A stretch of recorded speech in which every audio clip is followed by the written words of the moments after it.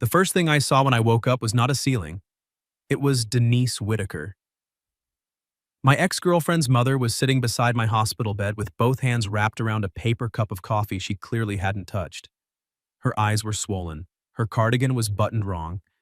And when she realized I was awake, she looked relieved for exactly half a second before guilt took over her whole face. That was how I knew something was wrong. Not regular wrong either. Not you totaled your truck wrong or your insurance deductible is going to make you religious wrong. This was the kind of wrong people carry in their mouths because they're afraid one word will break the room. Graham, she whispered. I tried to answer, but my throat felt like I'd swallowed sandpaper and a handful of pennies. Denise jumped up and reached for the little plastic cup with the bendy straw on my bedside table. Slow, just a sip. I took it because apparently near-death experiences make a man less proud about being spoon-fed water by the woman who once caught him sneaking out of her daughter's bedroom window at 23. For the record, I am 32 now. A grown man, a cabinet maker with my own shop, a mortgage, lower back pain when it rains, and a drawer full of socks I keep promising myself I'll match someday. I build custom kitchen islands and walnut dining tables for people who say things like, "We want it to feel organic, but upscale." I can operate a table saw with one hand and talk a couple out of white oak without raising my voice. But in that hospital bed, I felt about 12. What happened? I rasped. Denise's fingers tightened around the cup. There was an accident. That explained the beeping machines, the bandage on my arm, the dull thunder behind my eyes, and the fact that my left leg felt like it belonged to someone who had lost an argument with a sidewalk. What kind of accident? Car accident. She looked toward the door, then back at me. You were on Mill Road. It was raining hard. A deer ran out, they think. You swerved. They think? The police report isn't finished. Police report. That phrase made my stomach clench, but not as much as the next question forming in my head. Why are you here? Denise went still. That was the thing about Denise Whitaker. She was a terrible liar. Always had been. She could organize a church fundraiser, negotiate with florists, and scare teenage boys into respecting curfews with one eyebrow, but she could not hide a feeling to save her life. And right then, her face was full of something she didn't want me to see. I was called, she said. By who? A nurse came in before she could answer. Young guy, kind face, name tag that said Marcus. He checked the monitor, asked me my name, the year, and if I knew where I was. Hospital, I said, and judging by the smell, one that hates coffee. Marcus smiled. Good. Sense of humor intact. Depends who you ask. He asked me about pain. I told him the truth, which was that everything hurt except my pride because my pride had apparently fled the scene. After he left, Denise sat back down slowly. I studied her. My parents? On a flight from Phoenix. Your sister's driving from Dayton. So again, I said, why are you here? Her eyes filled.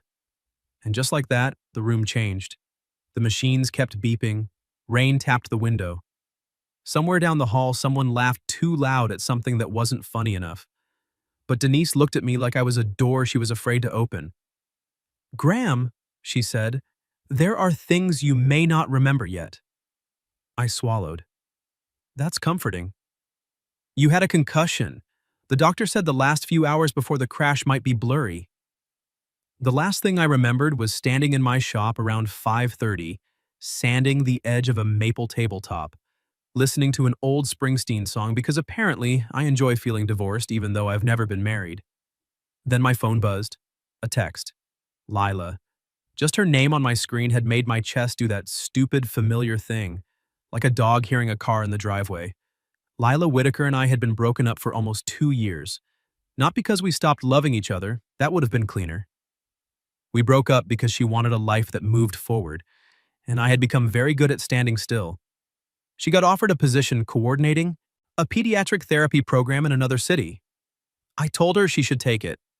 She told me she didn't want permission. She wanted me to ask her to stay. I didn't. That was the short version. The longer version made me look worse. I remembered her text now, or part of it. Can we talk tonight? That was all. My heart thudded hard enough to make the monitor notice. Denise saw my face. You remember? Lila texted me. She nodded, but her mouth trembled. Was she in the accident? Denise looked away. Cold spread through me faster than the IV drip. Denise. She's alive. I let out a breath that hurt my ribs. She's alive, Denise said again, like she needed to hear it too. She's here. Here as in the hospital? Yes. Is she hurt? A little. Not like you. Denise reached for my hand, then seemed to remember we weren't actually family anymore and pulled back. That tiny hesitation cut deeper than I expected. For almost 4 years, Denise had treated me like a son she didn't have to raise.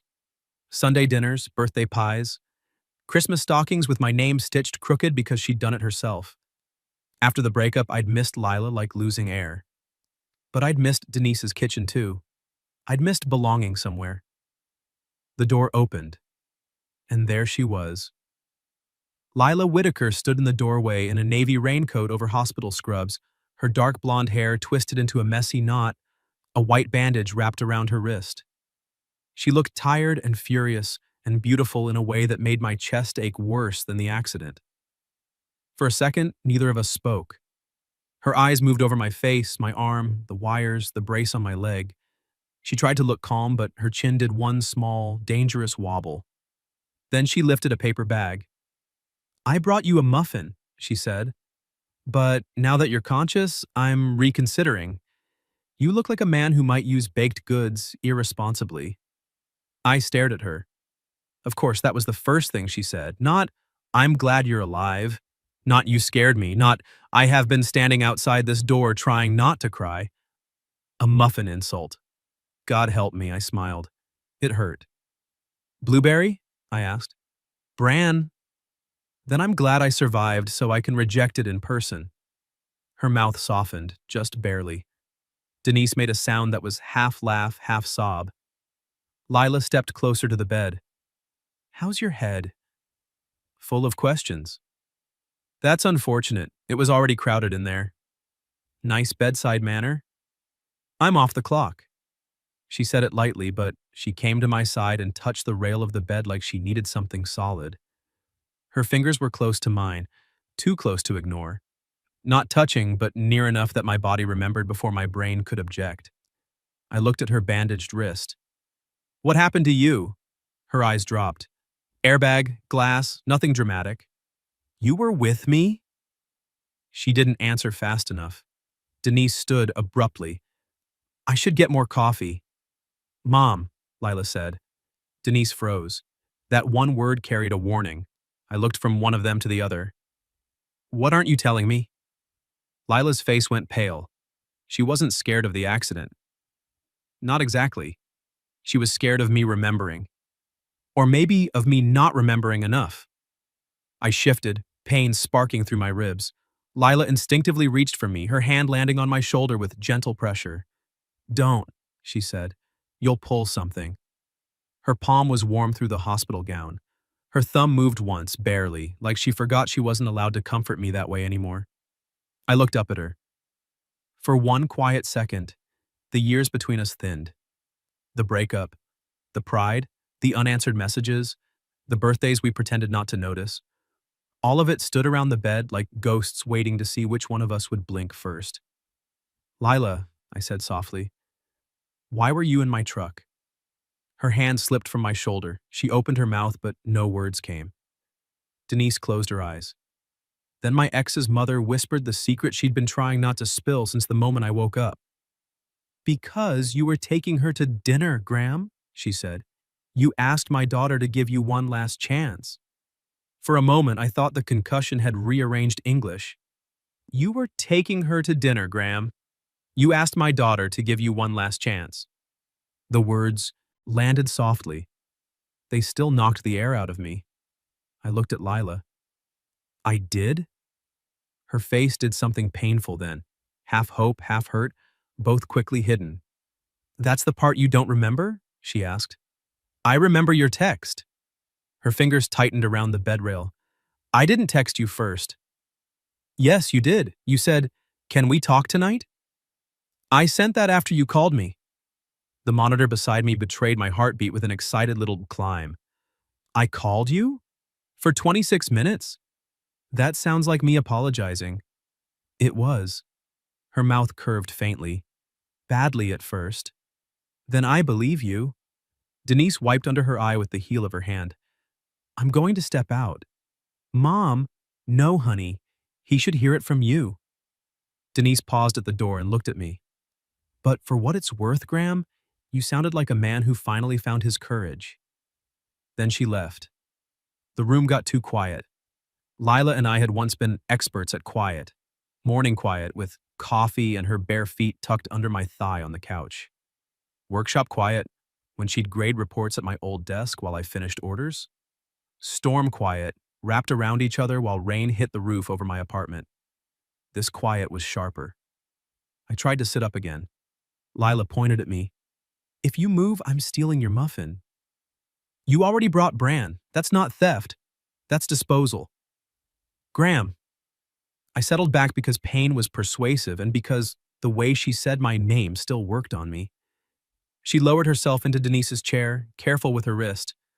Up close, I saw the small cut near her temple, the tired shadows under her eyes, the hospital bracelet circling her skin. You should be in bed, I said. I hated it. Still bossy. Still impossible. We almost smiled at the same time. Almost. Then she looked down at her hands. You called me from your shop. I almost didn't answer. That was fair. I had given her plenty of practice not answering me. What made you? You left a voicemail before that. She swallowed. You said if I didn't want to talk, you'd understand. Then you said you were done making me do the brave parts alone. My chest tightened. I didn't remember saying it. I hated that I didn't remember saying something that sounded like the man I'd been trying to become. What else did I say? Her lashes lifted. You said you missed me in ordinary ways. That hit deeper than dramatic would have. I said that? You said you missed my shampoo in your bathroom, my terrible parking, and the way I pretend not to watch competition baking shows while knowing everyone's backstory. That last one is true. I do not know everyone's backstory. Lila, you once cried because a man named Paul underproofed his focaccia after mentioning his grandmother? She raised him. She was in one sentence. Her lips trembled into a real smile, and for one bright second, there she was. My Lila. The woman who labeled leftovers with threats. The woman who danced badly to Motown while making pancakes. The woman who had once kissed sawdust off my jaw and told me I smelled like a forest with commitment issues. Then the smile faded. You asked if I would have dinner with you, she said. Not to fix everything. Just to start. And you said yes? She stared at me as if I had just asked whether the sun was local. I said yes. The heart monitor chirped again. She glanced at it. Subtle. I'm injured. I have no control over my flirting equipment. That got a laugh out of her, a small one. But it was real, and I wanted to keep it. I wanted to gather it carefully, like a fragile thing I had been trusted with. Where were we going? I asked. Rossetti's, I groaned. I really was serious. You hate Rossetti's. They put microgreens on lasagna. You said you were evolving. That doesn't sound like me. You also said you'd wear the blue shirt I like. I looked down at the hospital gown. How'd I do? Honestly, the backless look is bold. Date 2, I'll try pants. Silence followed that. Date 2. I hadn't meant to say it like a promise, but once it was out, I wanted it to be 1. Lila's eyes searched mine. You don't even remember date 1. I remember wanting 1. That's not the same. No, I said, but I'm awake now. Her breath caught. I reached across the small space between us. It pulled something in my ribs, but I didn't care. I turned my palm up on the blanket. An invitation, not a demand. Lila looked at my hand for a long time. Then she placed her fingers in mine. Careful, warm, familiar enough to hurt. My thumb moved over her knuckles, avoiding the taped spot near her wrist. I'm sorry, I said. Her eyes shone immediately, and that nearly broke me. You don't have to do this while drugged. I'm not drugged enough to be smart, apparently. Graham, I'm sorry I let you leave thinking you were the only one who wanted us. I'm sorry I acted like supporting your future meant removing myself from it. I thought I was being noble. You were being an idiot. I know. A very convincing idiot. I had range. She laughed through a tear and I held her hand a little tighter. I was scared, I admitted. You were growing and I felt like I was still building cabinets for couples who knew exactly where their lives were going. You had plans. I had invoices. You had dreams. I had excuses. Her expression softened, but she didn't rescue me from the truth. That was one of the reasons I loved her. Lila never confused comfort with dishonesty. I wanted you to ask me to stay, she said. I know.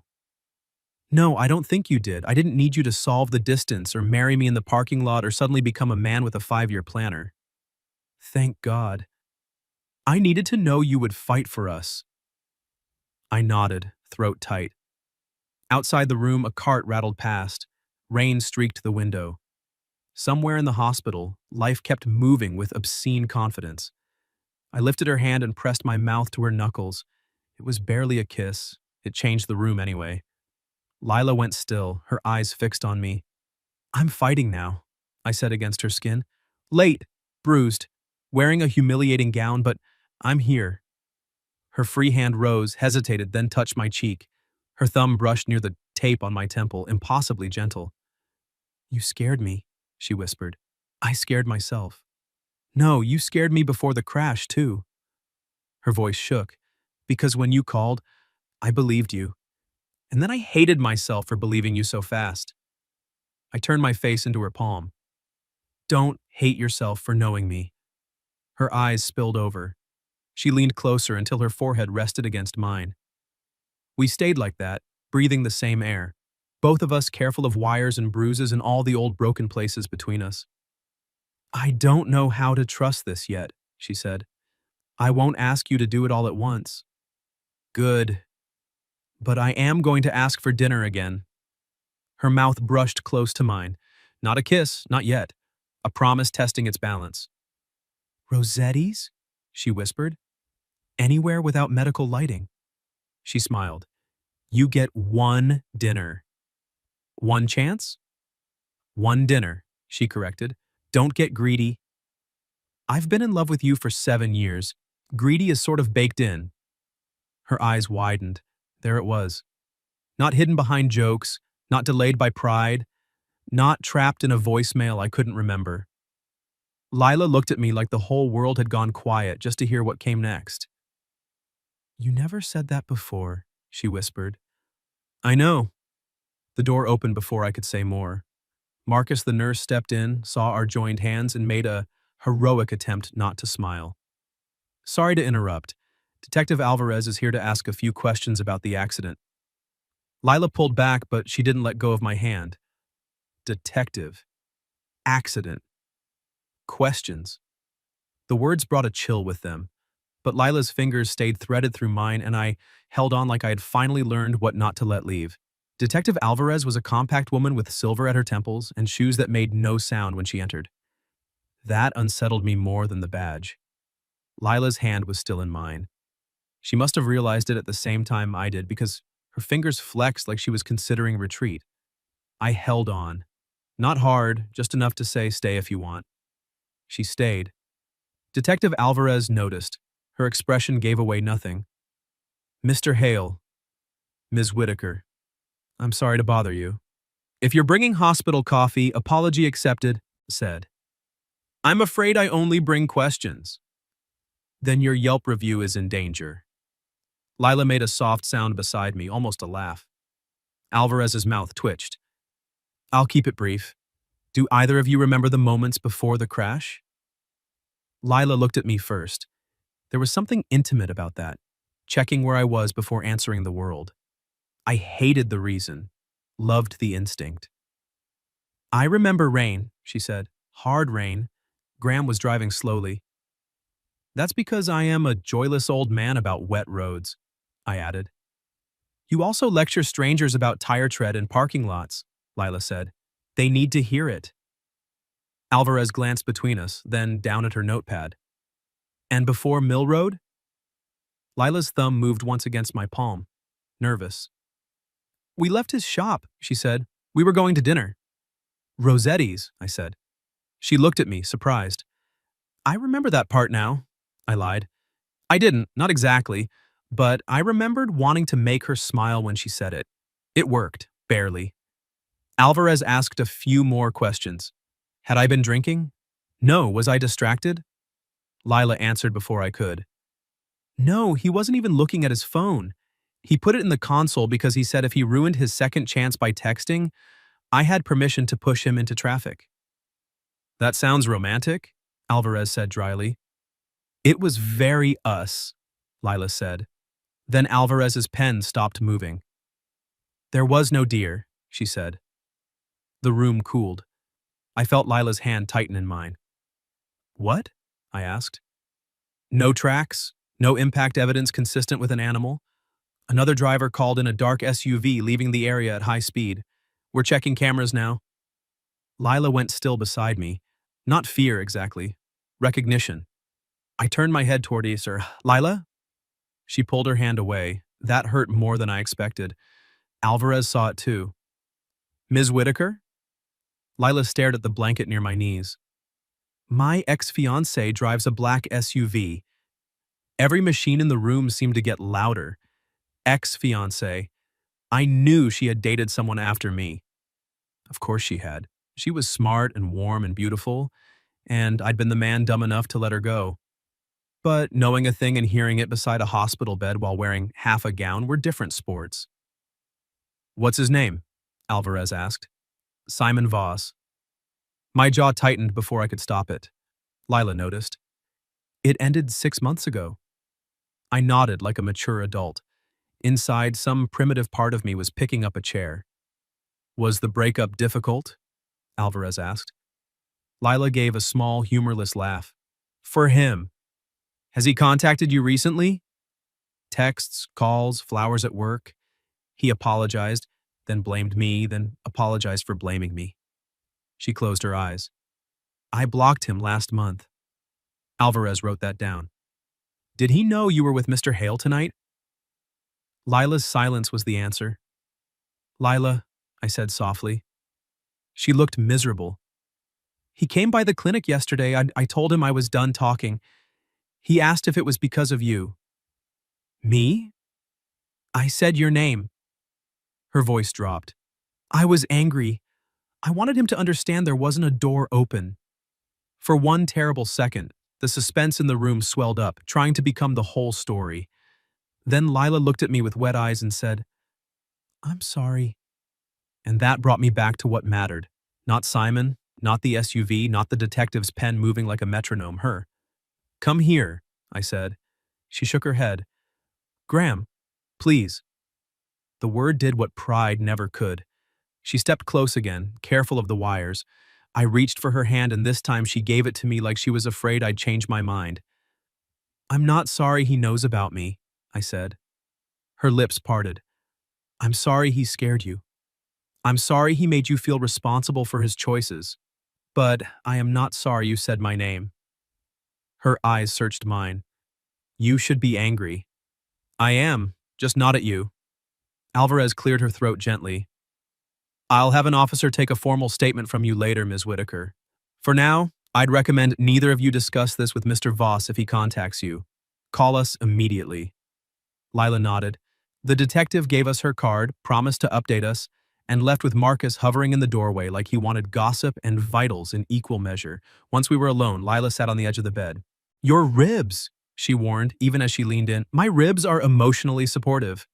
That's not medically recognized. It should be. She smiled, but it wavered. I lifted my hand, touched the ends of her hair where they had escaped her knot. You were engaged.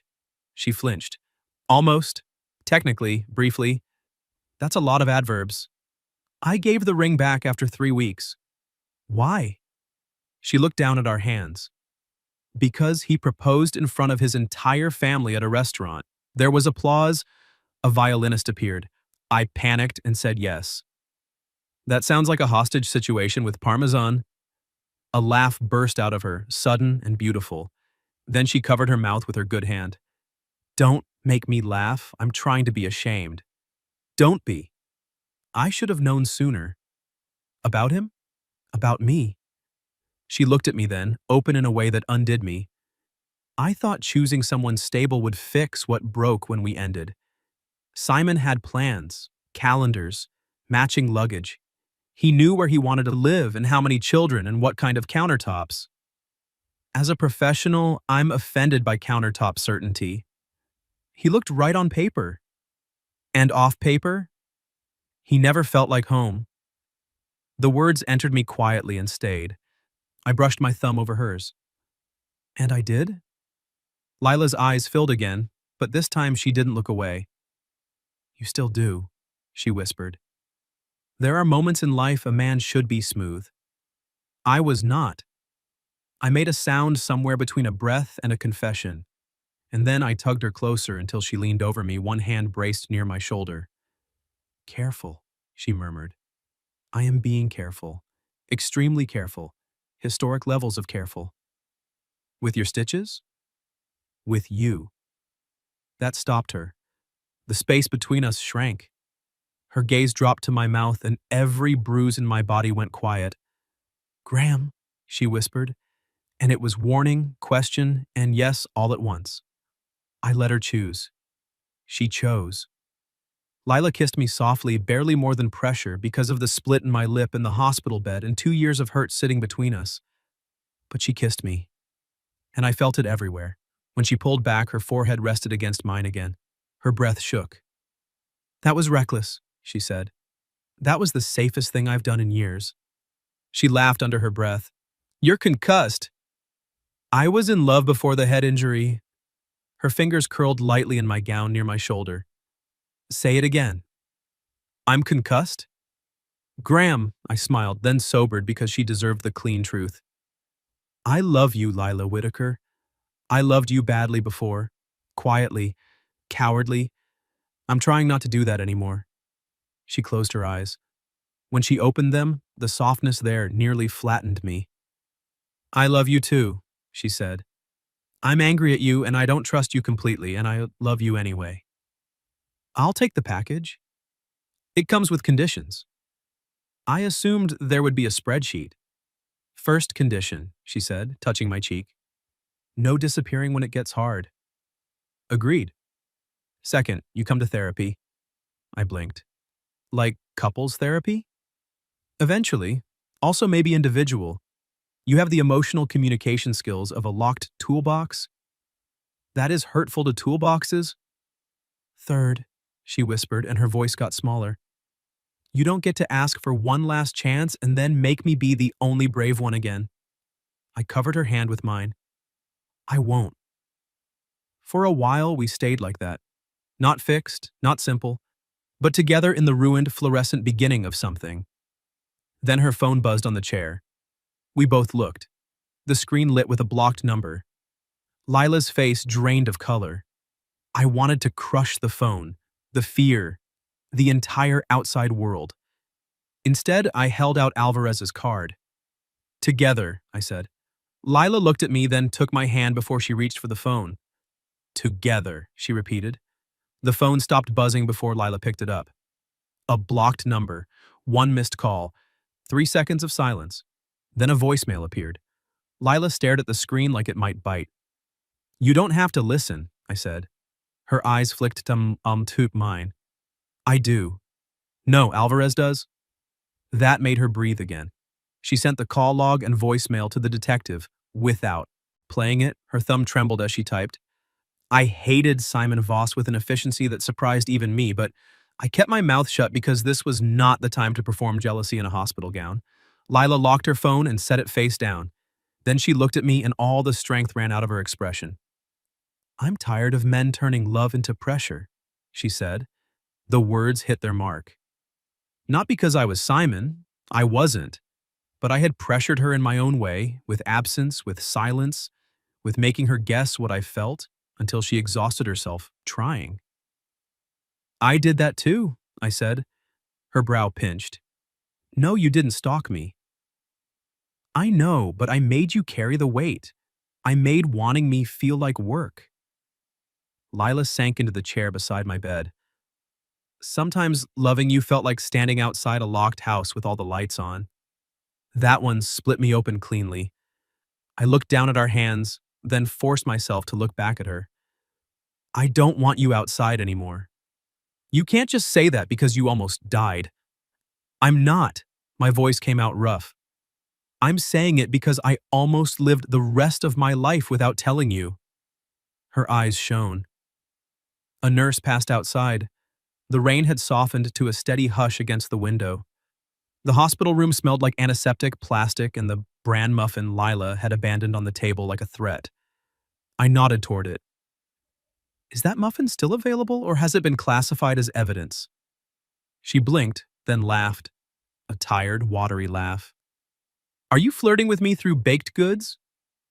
I'm trying to pivot us away from emotional devastation. Very healthy. I'm going to therapy, remember? Not yet, you're not. Fine, consider this pre-therapy growth. She reached for the bag, pulled out the muffin, broke off a piece, and held it up. I opened my mouth. She paused. If I feed you this, you're not allowed to make it weird. Lila, we once showered together in a motel with water pressure like a sneeze. The weird ship has sailed. Color rose in her cheeks. There, that was worth every bruised rib. She fed me the tiny piece of muffin. It tasted like cardboard that had heard about blueberries from a distance. I chewed solemnly. Well, she asked. I've never been more aware of my mortality. She laughed for real this time, and I fell in love with the sound all over again. Hospital date, I said. What? This? You, me, terrible muffin, rain, one of us pantsless? You're not calling this a date. I asked you to dinner. Circumstances adjusted. I'm adapting. You are concussed and eating bran in a backless gown. And yet you kissed me. She rolled her eyes, but her smile lingered. Then, slowly, she pushed the chair closer until her knee touched the side of my mattress. Fine, hospital date, but I'm rating it harshly. Ambiance? Fluorescent. Service? Marcus is excellent. Company? She looked at me then, really looked, and the teasing faded into something warmer. Company is complicated, she said, but hard to resist. My heart did that dumb dog at the driveway thing again. I reached for her. She came willingly this time, leaning close enough that I could smell rain in her hair and the faint citrus soap she always used. I'm going to make mistakes, I said. I know. That was fast. You are a man. Cruel but data-supported. Her fingers brushed the tape near my temple. I don't need perfect, I need present. I can do present. Can you? The question was gentle, not accusing, and somehow that made it harder. I thought about my shop, the long hours I hid inside because wood was easier than feelings. The way I'd convinced myself being useful was the same as being open. I'll learn, I said, and when I don't know how, I'll say that instead of disappearing into walnut and shame. Walnut and shame sounds like an expensive candle. I'll make you one. Do not. I smiled, then turned my face and kissed her palm. She inhaled softly. No audience this time. No detective, no mother, no threat in the room. Just us, choosing something small and brave. Lila leaned down and kissed me again. This one lasted longer. Still careful, still soft, but not accidental. Her mouth moved over mine with a tenderness that made every monitor in the room suddenly feel too public. I lifted my hand to the back of her neck, fingers slipping into the loose hair there, and she made a tiny sound that I felt more than heard. When she pulled away, her cheeks were pink. Your heart rate, she whispered. Medical equipment is so intrusive. It's beeping faster. That is your fault. She touched her forehead to mine. Good. One word, wicked and pleased. I groaned. You can't flirt like that while I'm immobilized. I can, it's safer. I'm filing a complaint. With Marcus? With God? She laughed against my cheek, and for a few minutes the world narrowed to her hand in mine, her breath near my mouth, the miracle of her not leaving. Eventually her phone buzzed again. This time it was a text from Detective Alvarez. Lila read it aloud. "We have the voicemail. Do not respond. Officer stationed near your floor until we locate Voss." A hard knot formed in my stomach, but I did what I'd promised myself. I didn't make fear the main thing. I lifted Lila's hand back to my mouth and kissed each knuckle, slow enough that her attention returned to me. "Hey," I said, "look at me." She did. "We're on a date, remember? No other men allowed." Her lips twitched. "Possessive? Only of the reservation." "This date has no reservation." "Exactly, it's exclusive." She studied me, and I saw the fear loosen its grip by one finger. "Tell me something ordinary," she said. "Ordinary? I need ordinary." I nodded. "Mrs. Hanley's island is almost done." She changed her mind about the drawer pulls for the fourth time. "Brass? Black iron now." "Bold. Reckless. Also, my sister's going to cry when she sees you." "Because she missed me?" "Because she bet $20 I'd never get my head out of my ass." Lila's laugh softened. "Smart woman." "She asked about you every Christmas." Her smile faded into something aching. "I missed your family." "They missed you." "I missed your house too," she admitted. "The crooked porch step. The blue mug with the chip. Your ridiculous record collection. You can see it again." Her eyes lifted. I didn't rush to fill the silence. That was new for me. I let the invitation sit there, open and imperfect. "I'd like that," she said. A clear step. Small, but real. The door opened, and Denise peeked in carrying 2 coffees. She saw Lila bent close to me, our hands tangled together, and stopped. "Oh," she said. Lila straightened, but she didn't let go. Denise's eyes filled immediately.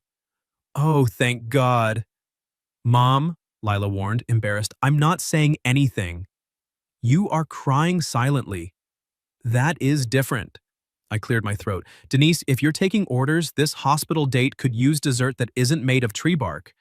She looked at the bran muffin, then at her daughter. "You brought him bran?" "He deserved humility." Denise handed her a coffee and smiled at me over the rim of the other cup. "For what it's worth, Graham, when you called me before picking her up, you asked what flowers she liked now." Lila turned to me. "You called my mother?" "I don't remember, but that sounds terrifying." "You asked," Denise said softly, "because you said you didn't want to love the memory of her. You wanted to learn the woman she'd become." Lila went very still. My throat tightened. "I said that?" Denise nodded. Lila looked down at me, all the teasing gone. Slowly, she leaned in and pressed a kiss to my forehead, just above the bandage. "That," she whispered, "gets you a second date." Before I could answer, my room phone rang. All 3 of us froze. Not Lila's cell, the hospital phone. Denise's face changed as she looked at the display. No number, just the front desk extension. The room phone kept ringing. Once, twice. Lila's hand found mine. Denise set the coffees down with the careful precision of a woman trying not to panic. "Don't answer it." "I wasn't planning to host a conference call," I said, but my voice had lost its humor. Marcus appeared in the doorway almost immediately, one hand on the frame. "Everyone okay?" The phone rang again. "Front desk says a man called asking for Mr. Hale's room," Marcus said. Wouldn't give his name. They didn't transfer him, but somehow this line started ringing. Lila's face went white. I squeezed her fingers. "Hey, eyes on me." She looked at me. There were 100 things I wanted to do. Rip the phone from the wall, stand between her and every bad thing, prove I could protect what I'd once failed to keep. But love wasn't volume. It wasn't making myself the biggest thing in the room. So I stayed still, held her hand and asked, "What do you want to do?" Her breath shook. Then her shoulders straightened. "I want to let the police handle Simon," she said. "And I want to stop letting him steal every room I'm in." Marcus nodded. unplugged the phone from the wall, and said he'd call security. Just like that, the ringing stopped. The silence afterward felt enormous. Lila stared at the dead phone, then laughed once. Not because it was funny, because sometimes your body chooses the wrong door when fear tries to leave. Denise wrapped an arm around her. Sweetheart. I'm okay, Lila said, and then looked at me. I think I'm actually okay. You look very heroic, I told her. I'm wearing coffee on my sleeve. Battle damage? A uniformed officer arrived 10 minutes later. Detective Alvarez followed not long after. They had found Simon Voss 3 blocks from the hospital, sitting in his SUV in a loading zone with my room number written on the back of a receipt. He denied being on Mill Road. Then they found paint transfer on his bumper. That part should have felt satisfying. Maybe it would later. In that moment, all I felt was Lila's hand trembling in mine as Alvarez explained they were taking him in for questioning. When the detective left, Lila turned to me and said, I don't want him to be the story of tonight. He isn't. No? No. I lifted her hand carefully because every part of me still hurt. Tonight is the night you agreed to have dinner with me twice. Her mouth curved. Once in theory, once in a hospital. That counts as 2. You're padding your numbers. I'm a businessman. You build tables. And relationships, apparently. She tried not to smile and failed. Denise made a noise into her coffee that sounded suspiciously like a sob dressed up as a cough. Mom, Lila said, I'm fine. You're crying into decaf. I said I'm fine. My parents arrived near midnight, sunburned from Arizona and terrified in the way parents are when their adult child becomes breakable again. My sister Tessa showed up an hour after that with mascara under both eyes and a grocery bag full of snacks because she didn't trust hospitals with joy. She took one look at Lila holding my hand and burst into tears. Then she pointed at me. You owe me $20. Lila laughed so hard she had to sit down. That was how I knew we were going to survive. Not because Simon was arrested, not because the accident was over, because laughter came back into the room and found a place to sit beside us. I spent 3 days in the hospital. Lila spent most of them in the chair next to my bed, grading paperwork, stealing my pudding, and pretending not to watch me sleep. You snore when you're medicated, she said on the second morning. You stare at men who snore. Clinical observation. Romantic obsession. In your dreams, Hale. Frequently, Whitaker. She blushed every time I used her last name like that. So naturally, I did it often. On the day they discharged me, I expected Lila to drive me home, drop me off, and retreat to the safe distance she had every right to keep. Instead, she stood in my living room, looked at the crooked porch step, the chipped blue mug by the sink, the record collection against the wall, and whispered, I missed this. I set my crutches aside and leaned against the counter. You can come back slow. She turned to me. I don't want slow because I'm scared. I want slow because we're doing it right. I nodded. Then slow it is. She stepped close, careful of my ribs, and slid her arms around my waist. That first hug in my house nearly undid me. No hospital monitors, no detective, no blocked numbers. Just Lila holding me in the place I'd once let become too quiet. I love you, she said into my chest. I kissed the top of her head. I love you too. And I'm still mad. I love you, Mad. You'd better. I do. She lifted her face and I kissed her in my kitchen with my crutches propped against the cabinets and rain tapping gently against the windows again. But this time, rain didn't feel like warning. It felt like washing something clean. 6 months later, we finally made it to Rossetti's. I wore the blue shirt. Lila wore a green dress that made me forget every apology I had practiced in the mirror, and when the waiter brought lasagna with microgreens, I ate it without complaint. Mostly. You're twitching, she said. There are leaves on my cheese. Growth is painful. So are microgreens. She reached across the table and took my hand. I'm proud of you. For eating garnish? For staying? I stopped joking then, because she was right. Staying had become the work. Not dramatic work. Not movie scene work. Ordinary work. Therapy on Tuesdays. Honest answers when I wanted to hide. driving to her place even when I was tired because love was not something I could keep on a shelf until convenient. Learning the woman she had become, not worshiping the memory of the girl I'd lost. A year after that night, I built us a dining table from walnut with a thin line of maple running through the center. Symbolic, Tessa said when she saw it. Expensive, I corrected. Lila ran her fingers over the smooth grain. It's beautiful. It's ours, I said. Her eyes lifted to mine. By then, Simon was a closed chapter handled by courts and restraining orders and distance. He no longer owned the shape of any room she entered. And I no longer made Lila stand outside locked doors. That evening, our families crowded around the table for dinner. Denise brought pie, my mother brought flowers. Tessa brought a date nobody liked, but everyone tolerated because he carried chairs without being asked. Lila sat beside me, her knee pressed against mine under the table. Halfway through dessert, she leaned close and whispered, "You know, this is a much better date than the hospital one." I looked around at the noise, the candlelight, the people we loved, the woman I had almost lost twice and finally learned how to choose out loud. Then I took her hand under the table. "I don't know," I whispered back. "The hospital date had a pretty good kiss." She smiled, soft and wicked. "This one can have one too." So I kissed her there, in front of everyone, while Denise cried into her pie and Tessa shouted that she was raising her original bet. Lila laughed against my mouth, and I thought, this is what waking up really feels like. Not opening your eyes in a hospital bed, opening your heart before it's too late, and finding the person you love still reaching back. What would you have done if you woke up in the hospital and your ex's mom was sitting there with a secret that could change everything? Have you ever experienced something even close to that?